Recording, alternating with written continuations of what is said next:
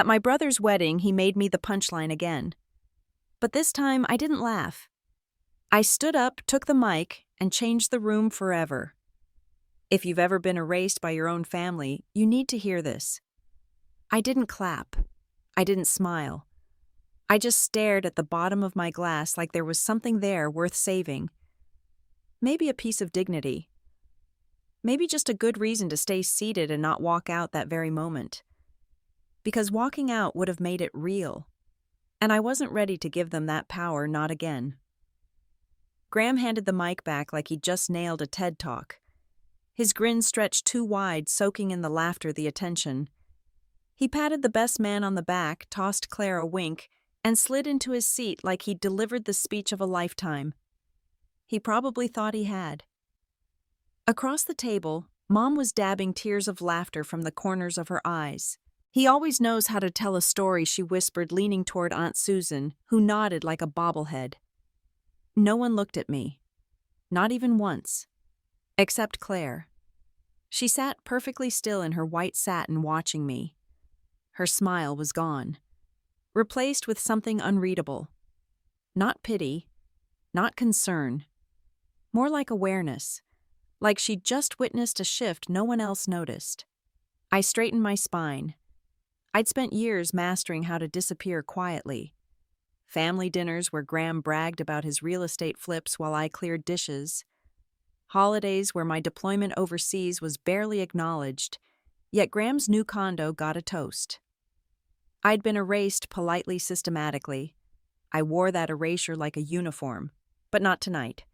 The server appeared at my side asking if I wanted more champagne. I shook my head.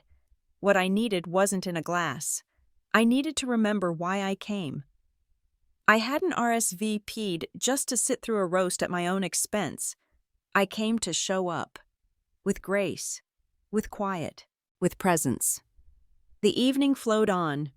Dancing, speeches, toasts. I stayed in my seat nodding politely, smiling at the right moments, answering the occasional question about my job with as few syllables as possible. I wasn't going to give them my story. Not yet. Let them sit in their assumptions.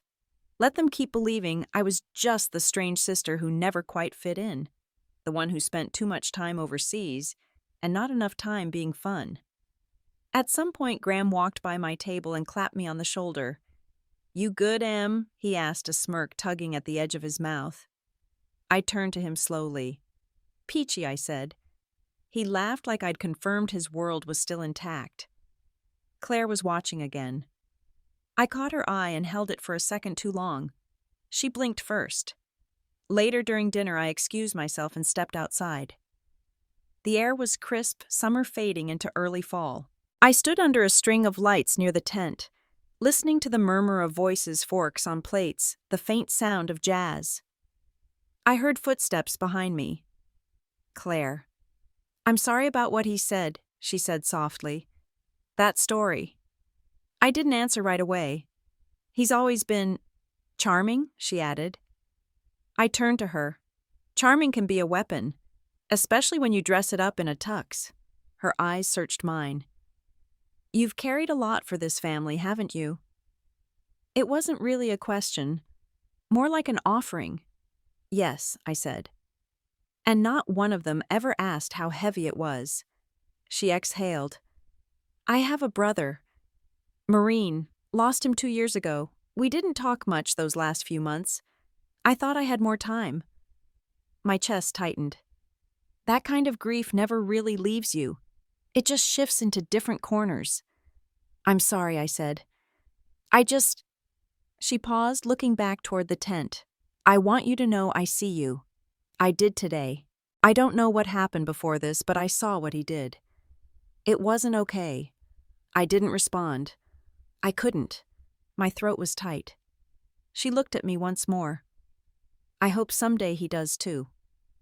Then she left. I stood there alone, the cool air pressing against my skin. That was the first moment I felt it, that this night might not just be another memory to swallow and bury. Maybe it could be a hinge. A turning point. I thought back to my dad. He'd passed 5 years ago, a quiet man who used to tell me, show up, with grace. He knew what it meant to be the steady one, the uncelebrated one, the one who doesn't take up space but holds the whole thing together. I whispered those words to myself. Show up, with grace. And I walked back in. As I crossed the threshold, I realized something else. Graham's joke didn't diminish me. It revealed him. To everyone who could truly see. And that was the first win of the night. But it wasn't the first time I'd had to swallow what was meant to poison me and somehow turn it into quiet fuel. That's the thing about growing up next to someone like Graham. He didn't just walk into the role of golden child. He curated it. And every time I tried to step into the light, he managed to dim it just enough that only his reflection remained. He had this way of making his mistakes look like stories worth laughing at, and mine like indictments. If Graham broke a vase, it was an accident. If I raised my voice, I was dramatic. He was the lovable tornado. I was the cold front people braced for. I can still hear Mom's voice echoing through our old kitchen. "You're older, Emily. Act like it." That phrase was a lid snapping shut on every protest I ever tried to voice. Act like it meant be quiet. Act like it meant take the blame. Act like it meant make room for your brother. There was this one time I must have been 11, Graham 9. He'd snuck into Dad's office and used his new camera without asking. Broke the lens. When Mom found out, Graham cried real tears, loud ones, the kind that get attention. I stood there stiff as stone, unsure what to say. Mom looked between us and said, "Emily, why didn't you stop him? I remember just blinking." My fault somehow again. He knew how to spin charm into currency. At school, teachers adored him even though he turned in assignments late or not at all. He'd wink, flash that grin, and suddenly everything was forgiven. I turned in every paper early color-coded, my notes aced every test. I was respected but not remembered. It was like that all through childhood. And yet I kept trying. Not for praise, I'd long since given up on that, but for the belief that maybe one day someone would see what I carried, what I had given up, what I had endured quietly. I wore my logic like armor. People called me cold, but cold was safer than brittle. Family dinners were the worst. Graham always arrived late somehow, still the center of attention. He'd launch into stories about his job, his latest trip, a girl he was seeing. Everyone listened. I once tried to share a story from my deployment, about a young girl we'd helped get medical care in a village no one had heard of. Halfway through, Mom stood up to check the roast. No one asked me to finish. I remember sitting there, fork halfway to my mouth, the words still hanging like smoke. I looked around the table. No one noticed. Graham was already on to a new anecdote, and just like that, I vanished again. The worst part wasn't the silence. It was how comfortable they all were with it. And still I kept showing up. Holidays, birthdays. I kept hoping that maybe they would evolve. That time would carve out a space for me that didn't depend on who I wasn't. But it never did. Until the night I finally stopped waiting. I was 19, home from college for Thanksgiving. Graham, now in his final year, brought a girl with him. She was sweet polite and looked at me like I was a lamp. There, but not worth mentioning. We sat at the table, everyone buzzing. Graham was telling a story again, and somehow it circled back to me. He said something about my boot camp face and how I could scare off squirrels just by frowning. The table erupted. Dad laughed so hard he had to take off his glasses. I didn't flinch. I put down my fork, stood up, folded my napkin. "Excuse me," I said, and I left. I didn't slam the door. I didn't say a word. I just walked out. And no one followed. That was the first time I understood something crucial. I wasn't rejected. I was optional. Their love had conditions. Their attention had a price tag. And I had stopped paying. I didn't go back home for Christmas that year. Or the next. I spent New Year's Eve with fellow cadets, huddled around space heaters sharing stories of families we were trying to forgive. And I thought maybe this is where I belong. Not in the house that raised me, but in the one I built out of resilience. Graham's ascent continued, of course. He graduated, landed a job in venture capital, dated women who wore pearls, and laughed a little too loudly at the wrong times. I watched from a distance, rarely commenting, always calculating. I didn't envy him. I envied the room he was allowed to take up. Meanwhile, I rose in rank, learned to command, to lead, to fight. But more than that, I learned to listen to silence, to breath, to the weight of unsaid things. That became my strength. I didn't need applause. I needed clarity. Which brought me back to the wedding, to that moment when Graham, standing in front of everyone, reduced years of my service into a punchline. But instead of shrinking, I expanded. Not with noise, with presence. And that night, for the first time, I saw something crack in his carefully curated golden boy act. A flicker of something he hadn't planned for. I was no longer the quiet sister. I was the storm he didn't see coming. But long before that realization, there were years, decades really, of silence. Not the kind that comforts or calms. The kind that erases. That seeps in like fog and convinces you that being invisible is easier than being misunderstood. When I got promoted to lieutenant colonel, I didn't expect a parade. But I thought I'd get a phone call. A card. Maybe a small, "We're proud of you" from Mom. Instead, I got a group text 2 days later from Graham about his new job. Venture capital. Some startup fund, more buzzwords than I could keep up with.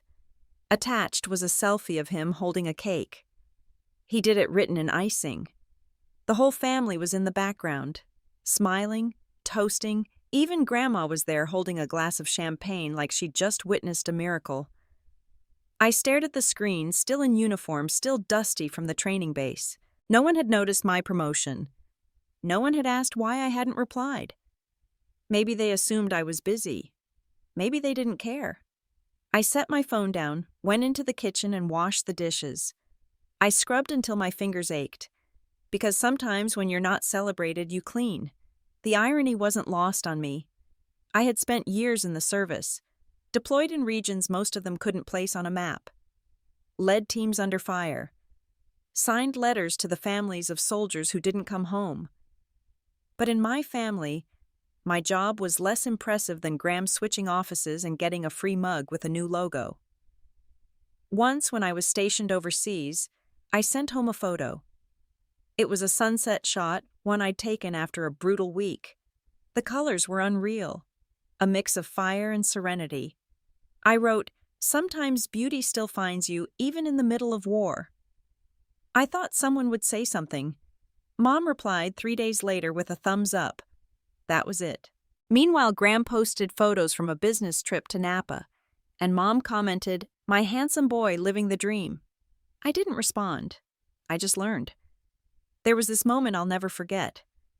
It was during one of Graham's career dinners, as I came to call them. He had just moved into a new firm, and Mom threw a small gathering. Nothing fancy, just family and close friends. But there was a centerpiece, a cake, laughter, and speeches. I was home on leave, and when I walked in, they were taking photos around the dining table. I wasn't in them. I offered to take the picture, and they handed me the phone without hesitation. I framed the shot, made sure everyone looked good, clicked the shutter. Then I took my plate and washed it quietly in the kitchen while they celebrated him in the living room. I stood there, hands in soapy water, the sound of their joy filtering in through the doorway. And I thought, this is my place. This is where they've put me. But I also realized this is not where I have to stay. It wasn't anger. It wasn't even pain anymore. It was something quieter, something sharper, like clarity. I wasn't jealous of Graham's success. I had earned my own. But the way they measured worth was so narrow, so curated, it made me feel like I had to translate my life into their language just to be seen. And I was done with that. So when the wedding invitation arrived, I didn't feel dread. I felt focus. It was the perfect stage. Not for revenge, but for reality, for truth. for finally walking into a room with my full self intact. I didn't buy a dress. I had a suit tailored, dark navy, sharp lines, understated power. I had the shoes polished, my medals, cleaned my posture, straightened. I didn't need them to say my name over the mic. I just needed to walk in and take up space. Because sometimes the most radical thing you can do is simply arrive. Fully, unapologetically, not seeking approval, just being undeniable. And I had become undeniable. This wasn't about proving anything to Graham. It wasn't even about Mom or the rest of the family. It was about the girl who had washed dishes while others celebrated around her. The girl who had smiled through jokes that cut too deep. Who had let silence take the place of dignity for far too long. She was done hiding. And so with each step I took toward that wedding, I knew. I wouldn't raise my voice. I wouldn't tell my story on a microphone. I would wear my life. And someone somewhere in that room would see me and understand. When the envelope arrived, my hand trembled. Not with joy, with decision. I stood there in my kitchen holding that cream-colored rectangle like it was a trigger. The lettering was elegant, the calligraphy curled and smug, like it already assumed I'd say yes. But the moment I read my name, Emily Carter is cordially invited, I felt it. That cold wall, that formality wrapped in expensive ink. There was no note from Graham. No. Can't wait to see you. No. It would mean a lot. Just an invitation that looked like it came from a printer, not a brother. For 3 days I left it unopened on the counter. I walked past it every morning with my coffee, glanced at it every evening like it was daring me to care. And truthfully, for a moment, I didn't. I thought about tossing it in the trash. I even held it over the bin once, let the flap swing open like a final breath. But I couldn't do it. I wish I could say it was pride that stopped me, that I was above them, above needing to be included. But it wasn't pride. It was that small, persistent ache that comes from never being chosen, from always being the afterthought. And this invitation didn't feel like a gesture of family. It felt like an obligation. Like someone had said, "You have to invite her. She's your sister." That night I couldn't sleep. I kept thinking of the last time I felt that invisible. It was after my second deployment when I'd come home and found out Graham had thrown a party the same week. Everyone went. The whole family showed up in cocktail dresses and button-downs. No one asked about my service. No one even noticed I wasn't there. That was the same week Dad had given me his notebook, the one he kept during his final deployment. I pulled it from the bookshelf, fingers brushing across the worn leather like it might wake up his voice. Inside were pages filled with scribbles and quotes, some torn, others smudged. But on the last page in his handwriting, I found it again show up. With grace. Especially when they don't expect you to. He'd written it after a funeral. I remember asking him what it meant. He said, "Sometimes showing up is the bravest thing you can do. Especially when the room makes you feel like you shouldn't be there." I stared at that page for a long time, and I knew. I wasn't going for Graham. I wasn't going for my mother, who'd probably pretend she was happy to see me before whispering to someone, "Emily's so intense, isn't she?" I was going for me. For the little girl who used to sit at the dinner table and count how many times her name never came up. So the next morning, I made a different choice. I didn't go shopping for a dress like most women would. I didn't want to fit into their picture. I wanted to stand as myself. I called a tailor downtown, a woman named Judith who used to design uniforms for parade honor guards. I told her I wanted a suit, not flashy, just strong, navy blue, clean lines, feminine but unapologetic. When she asked if it was for work or ceremony, I just said both. It took 2 fittings. I drove across town after shifts, took measurements, stood under bright sewing lamps while she pinned fabric to my shoulders and adjusted the waist. I asked her if she could embroider something on the inside over the heart. Just one word. Dad. When I picked up the final suit, I ran my fingers across the lining.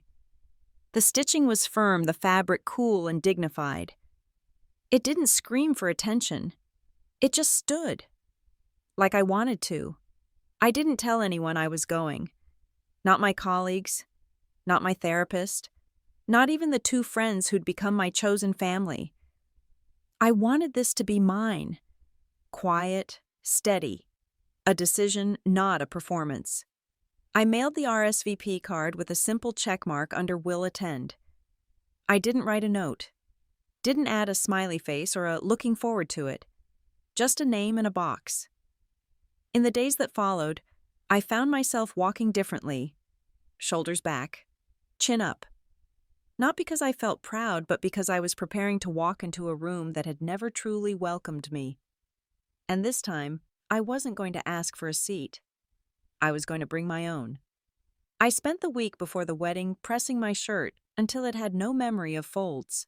I polished my shoes until the reflection looked back at me with something like quiet resolve.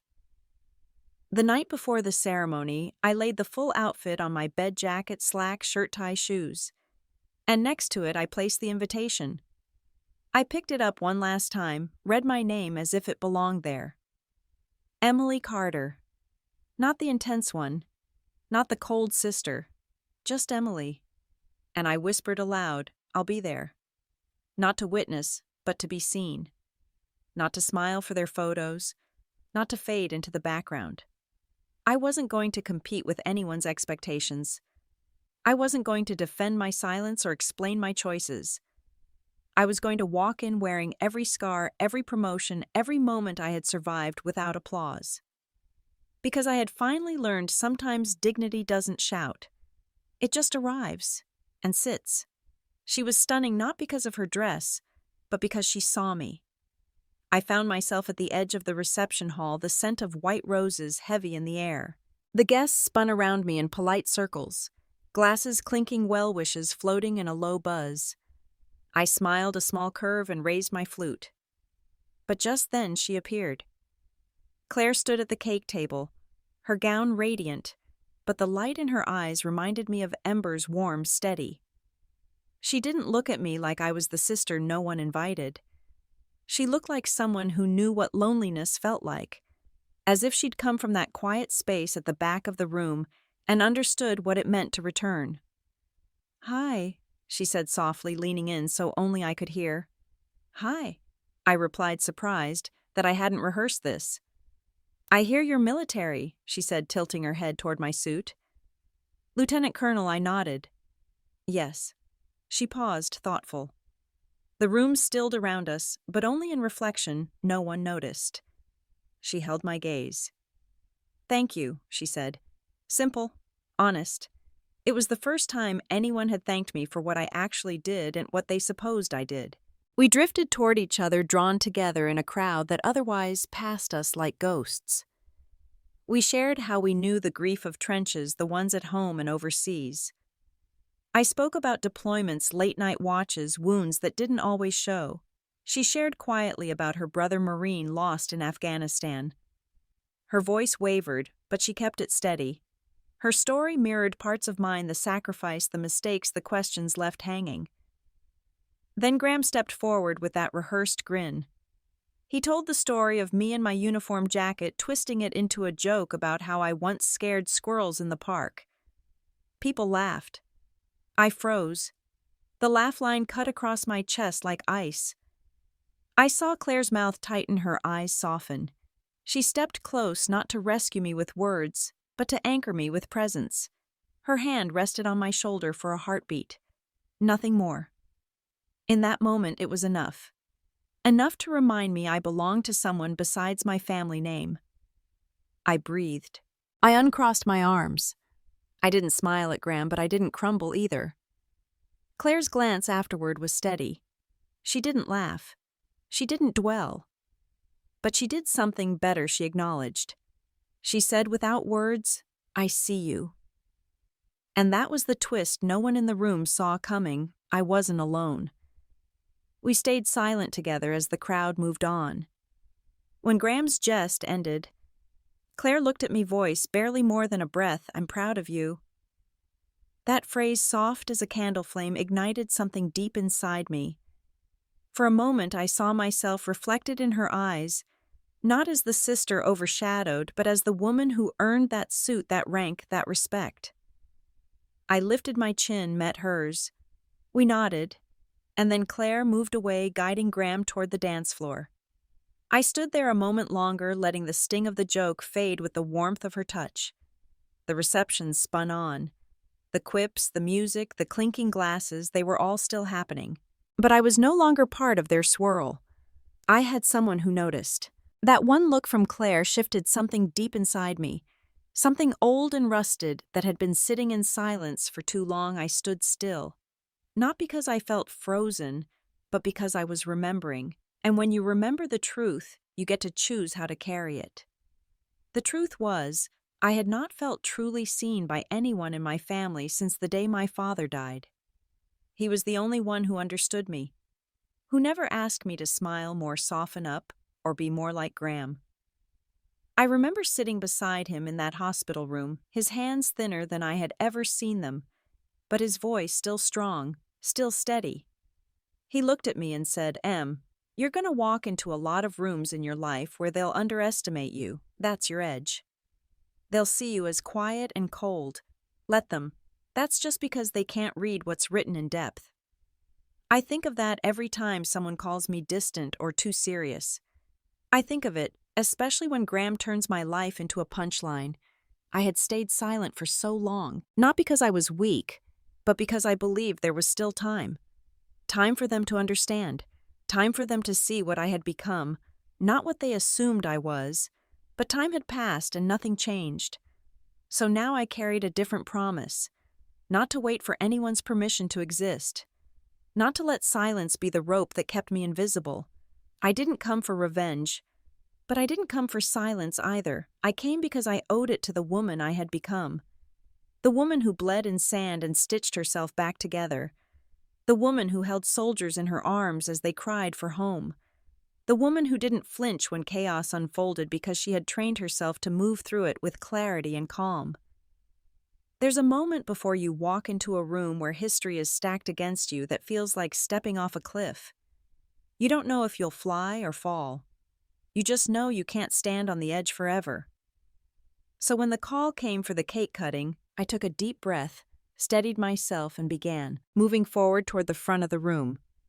Not as an afterthought, not as an obligation, but as someone who belonged, I could see.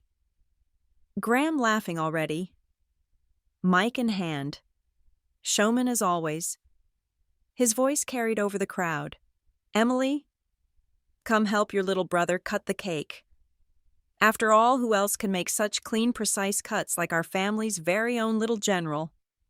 The room laughed. The words landed. But I kept walking. I stepped onto the platform, each step heavy with everything I had swallowed all these years. I didn't look at Graham. I looked at Clare. She met my gaze, and in her eyes, I saw something rare. Recognition, not of my uniform or rank, but of my presence.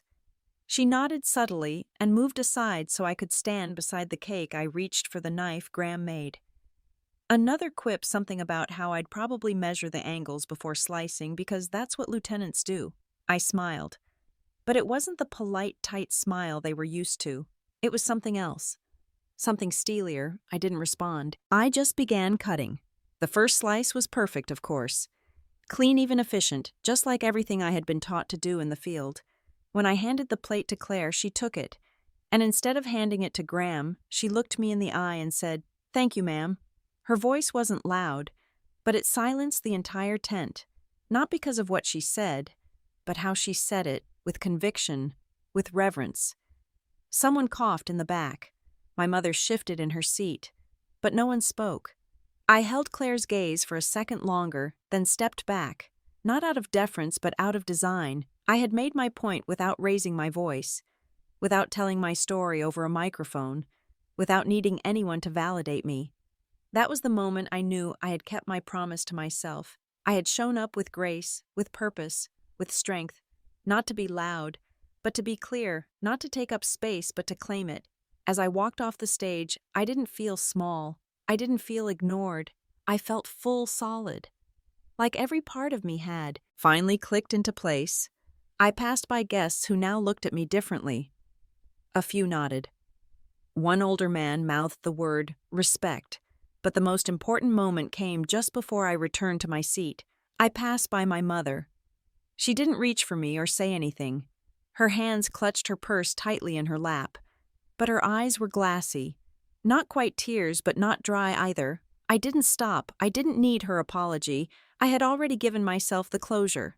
That night I didn't vanish. I didn't fade into the edges of a family that never learned how to hold me. I stood, I sliced, I stayed, and that was enough.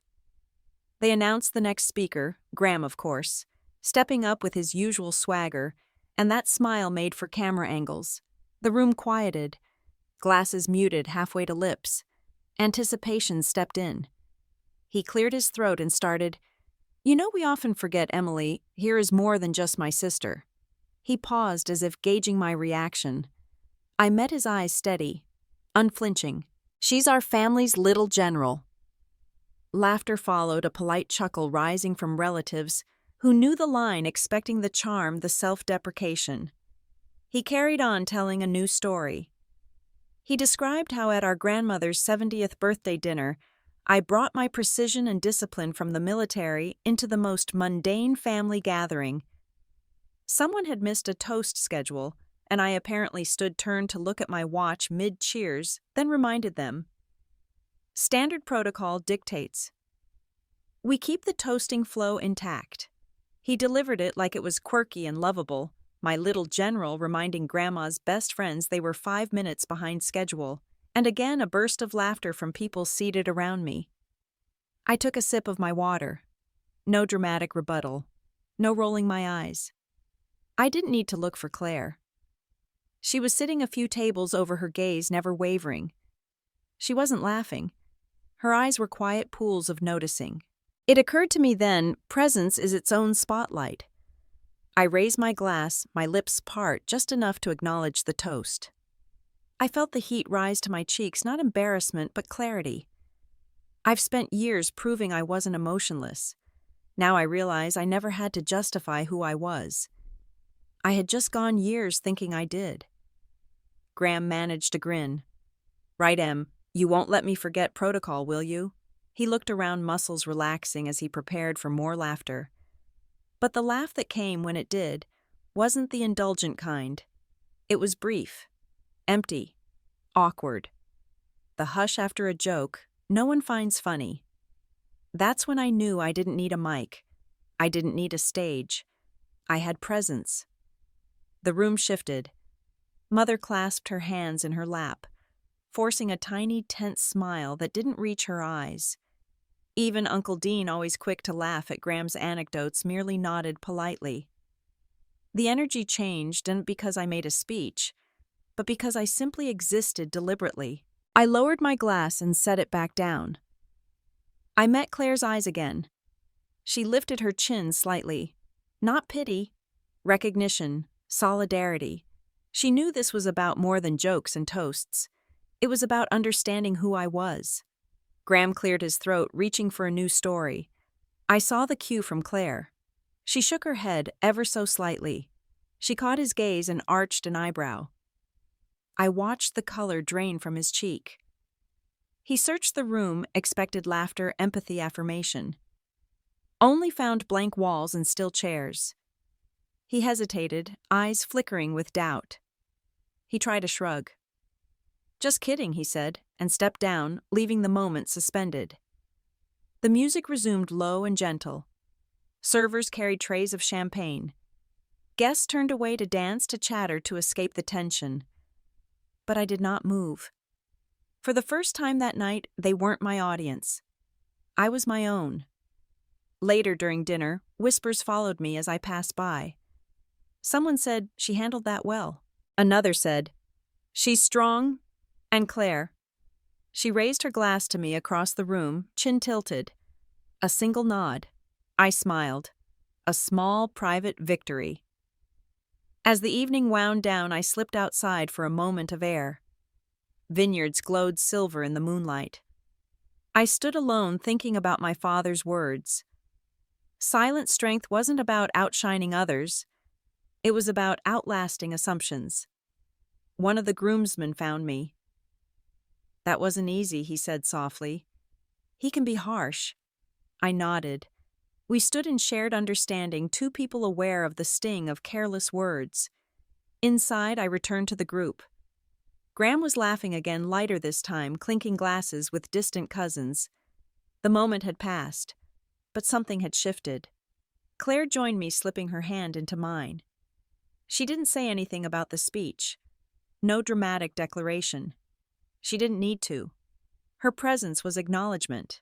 We walked back through the crowd side by side. I noticed the way people looked at me different now. Not curious, not distant, just present exactly where I belonged. As the night ended, I hugged Claire. "Thank you," I whispered. She smiled and squeezed my hand. Back at my table, I saw my mother watching me. Her expression was complicated. Not approval, not acceptance, but an unraveling. I didn't need her to understand fully tonight. I just needed her gaze no longer to feel like a measuring stick. I stepped outside once more, alone this time. I sent a text to a friend. I did it. I showed up. I didn't shrink. She replied instantly, "I saw you. Proud of you." I closed my eyes, breathing in the cool night. I pictured my father's face, proud, gentle, unapologetic. I carried that moment with me the rest of the night, the cut that drew no blood. A quiet victory. A presence unchallenged. A promise kept. Now here I was at the center of the ballroom, under strings of fairy lights and gentle murmurs, the air shimmering with anticipation. Time seemed to stretch, and I could feel every heartbeat in the room turn toward us. Claire, in her flowing gown, stepped forward deliberately.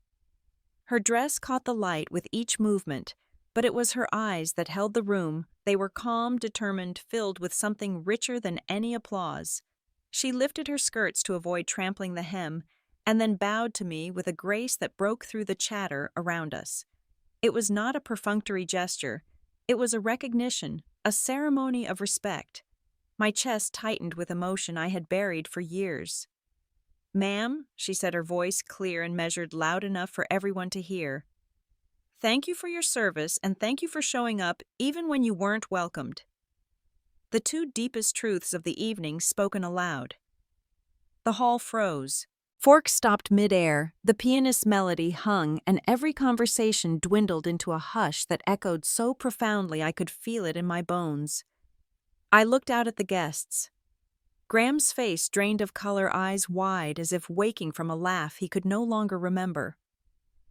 My mother glided to her feet, rigid and uncertain, then sank back down as if realizing she'd been expected to applaud. No one moved. No one dared. In that silence, I felt a shift. I felt the burden of being overlooked lift, replaced by a weight that belonged solely to me. I didn't speak. I didn't smile. I simply stood there, dignified and unashamed, as Claire straightened and returned to Graham's side. The hush lingered long enough that the room seemed to exhale as one, a collective release of expectation and pretense. Someone finally whispered, well, that was something, but my attention was elsewhere. I closed my eyes briefly and breathed in the moment. I felt my father's presence beside me, his quiet pride, his lesson about the strength in silence. I opened my eyes to see Claire catch mine across the floor. She nodded, and I nodded back. No words were needed. This was acknowledgement. This was redemption. And as I watched Claire walk away, securing every gaze she passed, I realized she had done more with that bow than I had ever imagined possible in this room full of people who once ignored me. She built a bridge back to myself and to everyone witnessing. The rest of the evening moved forward. Music resumed. Laughter cautiously returned. Servers placed champagne flutes in front of guests as if nothing had shifted. But something had. I felt it in the way people now looked when they passed by. I felt it when my mother paused mid-sip of wine, caught my eye, then looked away. I felt it when Graham later approached me with hesitant eyebrows. He didn't speak at first. Instead, he offered a small, tentative smile that fell short of apology. But it was enough. Later, Claire later. Yet we gathered at the edge of the dance floor. She slipped an arm around mine and said, "You were meant to be seen tonight." And I understood she meant more than just this evening. She meant everything I brought with me. The stories I carried, the honors. I earned the silences too long endured. I nodded, and the words I wanted to say. "Thank you, you understand me, you saved me, stayed inside because sometimes presence outweighs language." As the first notes of the couple's dance played softly in the background, I watched Graham sway with Claire, his hand on her waist, his smile more genuine, softer. I watched my mother sit quietly, tears brimming as if the bow had unlocked something in her too. And I felt my heartbeat slow steady. I was no longer the shadow at the edge of celebration. I had stepped fully into the light, not seeking validation, but claiming space I'd always owed myself. The bow had spoken louder than any speech. It had shifted narratives. It had drawn a line under old wounds. I walked to the buffet later with a lightness I hadn't known since childhood, no fear that I was invisible, no doubt I had come too far. The night deepened, laughter resumed, undercurrents of new respect rippling quietly across tables. I found my seat and sat down deliberately, no need to shrink into the chair. I caught Claire's eye one last time across the rooms and smiled not for show, but because I felt whole. That evening, I understood something essential. True power doesn't roar. It bows. And when someone bows to you in truth, the world listens even when it's silent. That was my moment. That was our moment. That was enough. Let me know. For once, someone saved me a seat. It wasn't dramatic or announced. It was a small gesture. Claire simply pulled out a chair for me at the head table. The table I'd never been invited to before. The linen draped over it, the place card nestled in a silver holder, Emily Cole. I slid in quietly, my heart thudding not out of nerves, but because it felt like stepping into a space I was finally allowed to occupy. Around the table, the shift was subtle but unmistakable. Eyes lifted from their plates. Conversations paused. My mother folded her napkin slower than usual. Even Graham's smile faltered for a moment when he realized I was seated beside his bride instead of tucked away at a side table. No one said a word. No one needed to. The cool midday light filtered through the windows and landed on me like a beam of acknowledgement. I felt eyes once dismissive now studying me with measured respect. Not pity, not surprise. Respect. My chest warmed with something I hadn't felt in years. Dinner began. The first course was served fresh salad and light vinaigrette. I tasted each bite, steadying myself. I could have chosen to shrink the old habit, but I didn't. I sat tall, my uniform jacket folded neatly on the back of my chair as a silent statement I belonged here. Graham raised his wine glass. I expected the usual toast, a joke to make me the punchline, a tease that would send laughter rippling around the table.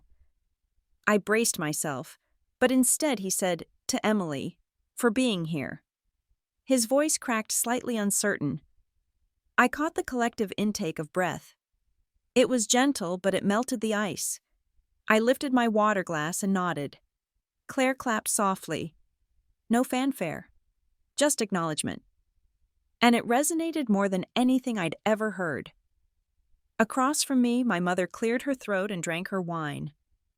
Her eyes locked mine for a moment, uncomfortably long, like she was seeing me for the first time. No apology on her lips. But in that look was a confession she had misjudged me.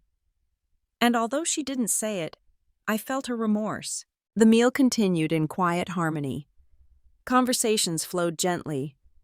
People asked me questions about my latest deployment, my plans after the wedding, questions that signaled curiosity, not obligation.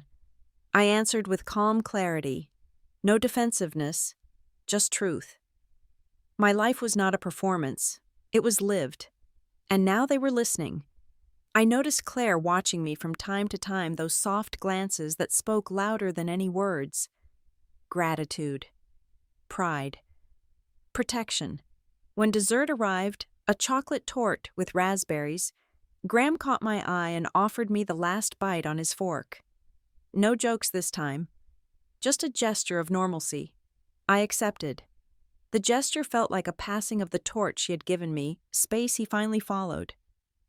When the plates were cleared, Claire reached under the table and placed a hand on mine. Light. Reassuring. I squeezed back. We didn't need to say anything, presence was enough. Later, as people began to rise, I stayed seated a moment longer, taking in the scene. I drank in the renewed connection, the respect that lingered in the air, the absence of derision. The table, with one chair pulled out, had become a symbol for who I truly was, someone recognized. My voice cracked a little when I finally stood. I raised my glass to the table, to myself, to Claire. "Thank you," I said softly. Not for Graham, not for anyone else. For Claire for honoring me. For myself for showing up and claiming my seat. People joined in the toast. It wasn't loud or lengthy. It was simple, meaningful. As I sat down again, I felt solid, whole, at peace. Walking away from that table later that night, I glimpsed my reflection in a mirrored wall, the uniform draped over my chair, my head held high, my shoulders relaxed. I realized for the first time in years, I wasn't fighting to be seen. I was seen. That table seat had done more than fill a space. It had shifted the narrative. And more importantly, it had shifted me. For once, someone saved me a seat. It wasn't dramatic or announced. It was a small gesture. Claire simply pulled out a chair for me at the head table. The table I'd never been invited to before. The linen draped over it, the place card nestled in a silver holder, Emily Cole. I slid in quietly, my heart thudding, not out of nerves, but because it felt like stepping into a space I was finally allowed to occupy. Around the table, the shift was subtle but unmistakable. Eyes lifted from their plates. Conversations paused. My mother folded her napkin slower than usual. Even Graham's smile faltered for a moment when he realized I was seated beside his bride instead of tucked away at a side table. No one said a word. No one needed to. The cool midday light filtered through the windows and landed on me like a beam of acknowledgement. I felt eyes once dismissive now studying me with measured respect. Not pity, not surprise. Respect. My chest warmed with something I hadn't felt in years. Dinner began. The first course was served fresh salad and light vinaigrette. I tasted each bite, steadying myself. I could have chosen to shrink the old habit, but I didn't. I sat tall, my uniform jacket folded neatly on the back of my chair as a silent statement I belonged here. Graham raised his wine glass. I expected the usual toast, a joke to make me the punchline, a tease that would send laughter rippling around the table. I braced myself, but instead he said, "To Emily, for being here." His voice cracked slightly uncertain. I caught the collective intake of breath. It was gentle, but it melted the ice. I lifted my water glass and nodded. Claire clapped softly. No fanfare. Just acknowledgement. And it resonated more than anything I'd ever heard. Across from me, my mother cleared her throat and drank her wine. Her eyes locked mine for a moment, uncomfortably long, like she was seeing me for the first time. No apology on her lips. But in that look was a confession she had misjudged me, and although she didn't say it, I felt her remorse. The meal continued in quiet harmony. Conversations flowed gently. People asked me questions about my latest deployment, my plans after the wedding. Questions that signaled curiosity, not obligation. I answered with calm clarity. No defensiveness, just truth. My life was not a performance. It was lived. And now they were listening. I noticed Claire watching me from time to time, those soft glances that spoke louder than any words. Gratitude, pride, protection. When dessert arrived, a chocolate torte with raspberries, Graham caught my eye and offered me the last bite on his fork. No jokes this time, just a gesture of normalcy. I accepted.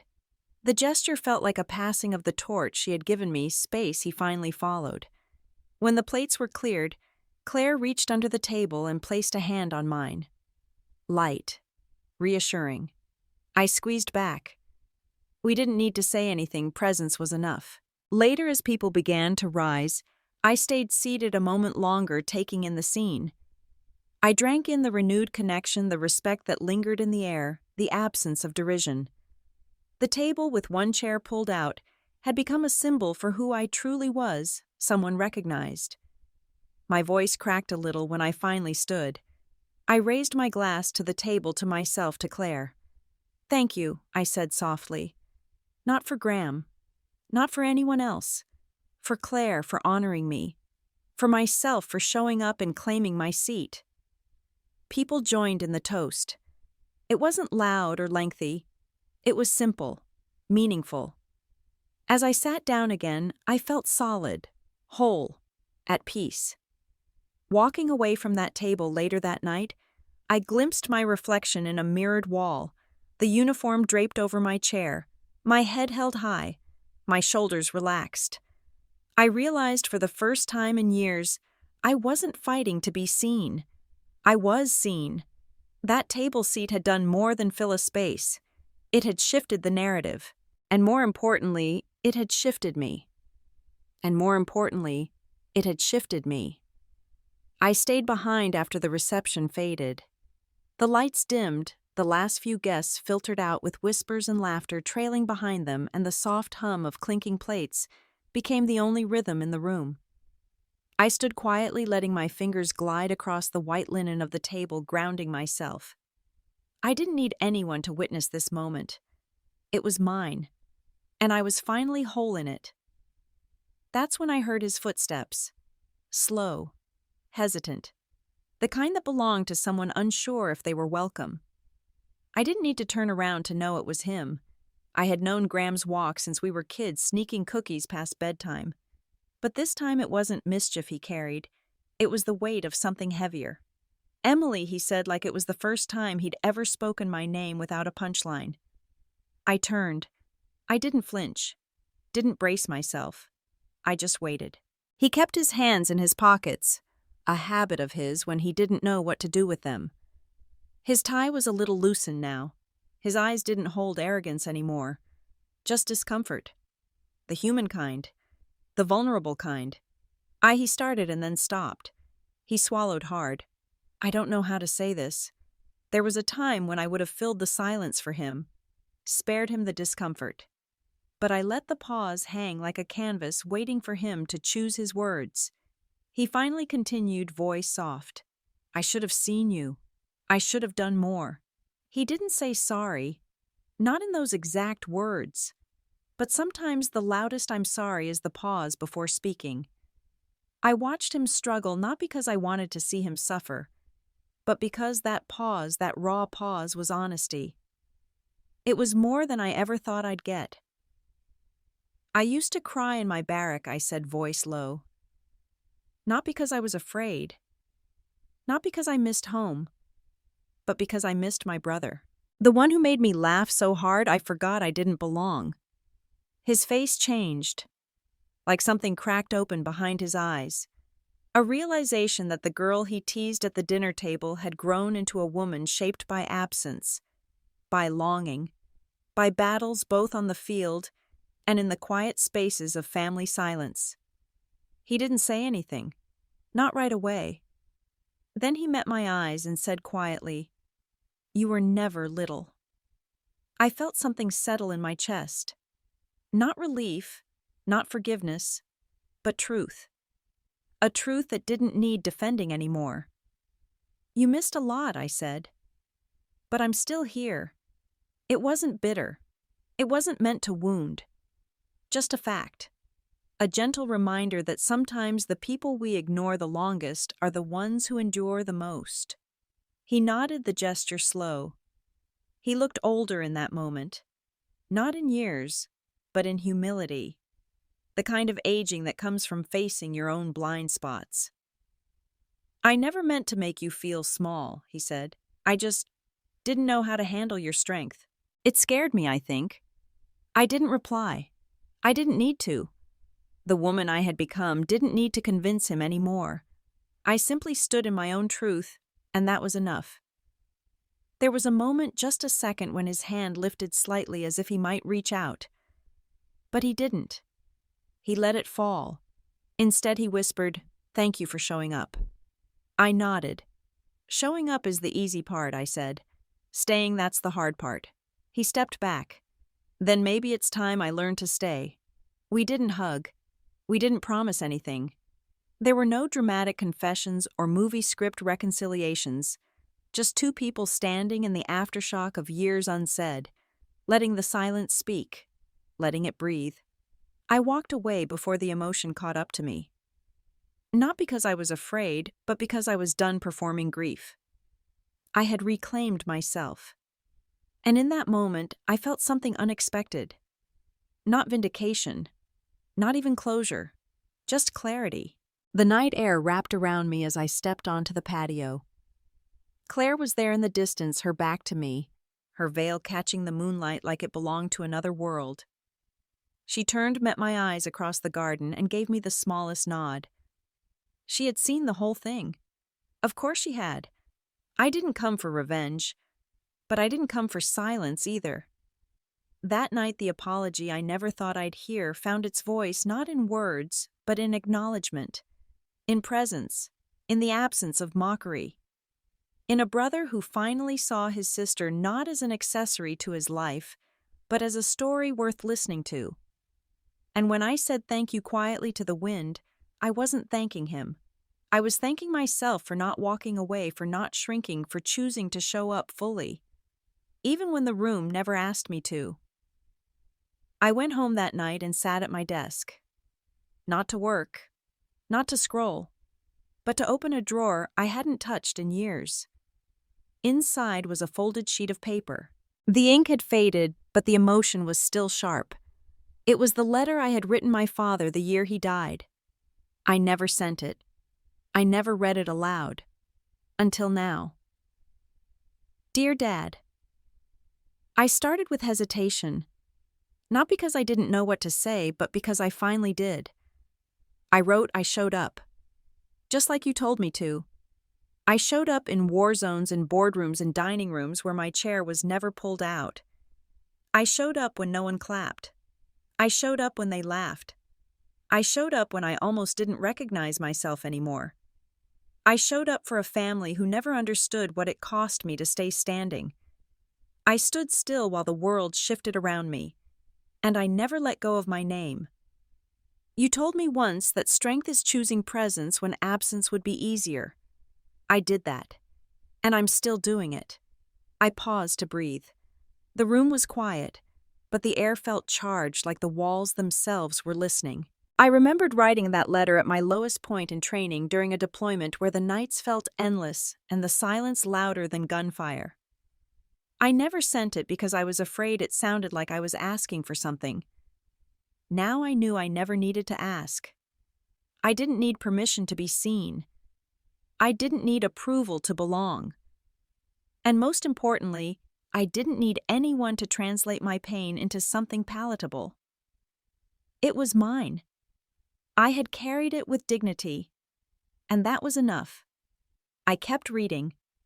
Remember the time you told me that silence isn't weakness? You said it was the loudest kind of power. I didn't believe you then. I thought words were the only way to be understood. But last night I stood in a room full of people who had misread me for decades, and I didn't say a word. I stood. I was seen. And someone bowed. That silence spoke more than any speech ever could. I wiped my eyes, but I wasn't crying from hurt. I was crying from release. For the first time, I wasn't holding anything in. This letter wasn't about Graham, or Mom, or the years of being overlooked. This was about me choosing to stop waiting. For recognition. For closure. For an apology that might never come. I picked up a pen. Not to rewrite the letter, but to finish it.